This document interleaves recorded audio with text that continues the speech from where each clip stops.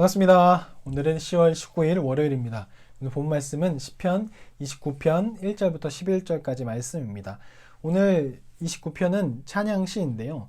개인의 찬양시가 아닌 공동체의 찬양시라고 볼 수 있습니다. 그래서 하나님의 일반적인 성품, 자연 만물 가운데 계시는 그런 하나님의 성품을 찬양하는데, 그래서 그 모든 만물 가운데 하나님에 대한 왕권을 선포하고 또 하나님 주시는 그 완전한 복을 이야기하게 되는데요.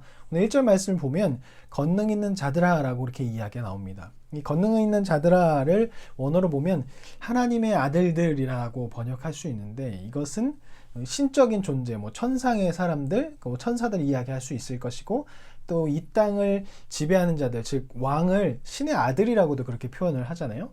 왕이라고, 이 땅을 지배하는 사람들, 또 모든 피조물들. 그래서 이것은 무엇을 말하냐면 하나님이 만든 모든 피조물들은 하나님의 이름을 찬양하고 영광을 돌려야 한다, 예배 드려야 한다라고 이야기하는 거예요. 즉 이것은 무엇을 말하냐면 피조물들은 하나님을 노래하고 찬양해야 하는데, 그것이 어떤 선택이 아니고 그것은 필수적이라는 것이죠. 우리가 하나님께 만든 바 되었다면 모든 피조물은 그 하나님을 노래하고 찬양해야 한다는 거예요. 그렇게 우리는 매일매일 하나님을 노래하고 하나님을 찬양해야 해요. 그런데 우리 그리스도인은 그런 걸 잘 하지 않고 주일 때만 찬양하는 것 같지만, 우리는 매일매일 하나님을 노래하는 것, 찬양하는 것이 어떠한 선택이 아니라 필수라는 것을 기억해야 할 것입니다. 그리고 3절부터 나오는 장면은 당시 고대 근동 지역에서 생각했던 그런 것들을 통해서 이야기하는데, 우레소리는 당시 이 바알이 말하는 그런 소리를 우레소리라고 그렇게 생각했대요. 그리고 많은 물 위에 계시도다라고 3절의 뒷부분에 나오는데, 많은 물 위에 계시는 그 신은 당시에 가나안 사람들은 혼돈의 신이 그 물 위에 있었다라고 그렇게 생각을 했던 것이죠. 그리고 백향목은 이 안정과 번영을 의미하기도 하지만 교만을 상징하기도 했습니다. 즉 하나님께서는 당시 사람들은 신의 폭풍 가운데서는 어떤 신이 있었고, 물 가운데는 또 어떤 신이 있었고, 백향목 이런 것을 생각했지만, 지금 이 시편 저자가 무엇을 이야기하냐면 그것이 아니라 그 모든 것을 다스리고 지배하시는 분은 하나님이시다라는 것을 이야기하는 거예요. 그리고 암사슴을 낙태하게 하신다라고 그렇게 말하고 있는데, 이것을 무엇을 말하냐면 하나님은 모든 것을 무용지물 하실 수 있는 그런 능력이 있으신 강력한 분이시다라는 것을 이야기하고 있어요.